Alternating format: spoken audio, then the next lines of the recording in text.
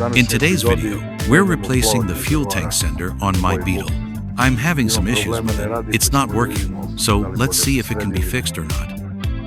First, I checked whether all the fuses were working properly. The fuses are located under the steering wheel on the left side. Usually, fuse number 1 is the one that supplies power to the fuel gauge system. Depending on the Beetle model, you should double-check the fuse position on wiring diagram. The next step is to check whether 12 volts are reaching the resistor. Some people call it a vibrator. The housing gets its ground through this screw, and it's very important that it's clean and tight to ensure proper grounding. Next, check the wire that runs to the fuel sender. It could be broken or disconnected. It's attached right here. Also, check if the sender cover has a good ground. There's one screw in particular, one of the 5 screws holding the sender, that's especially important. It has a copper washer, and its purpose is to provide a ground connection between the sender and the tank.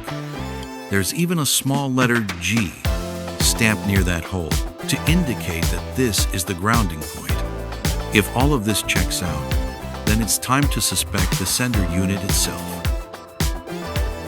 The sender is removed by unscrewing these 5 screws.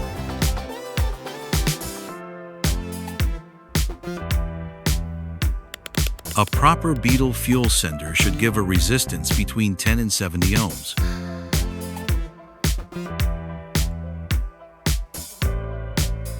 As we can see, the sender gives a good reading at the beginning, but in the middle of the scale, it loses conductivity.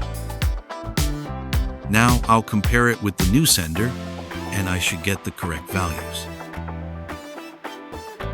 There we go. The values are good at both ends, so now I'm confident that the issue is resolved.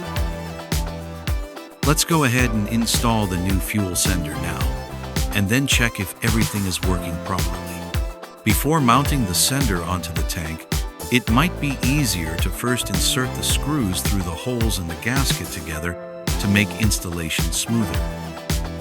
Tighten all 5 screws, and don't forget to tighten the one with the copper washer firmly, as it's essential for grounding. Now connect the wire coming from the dashboard gauge, and let's see.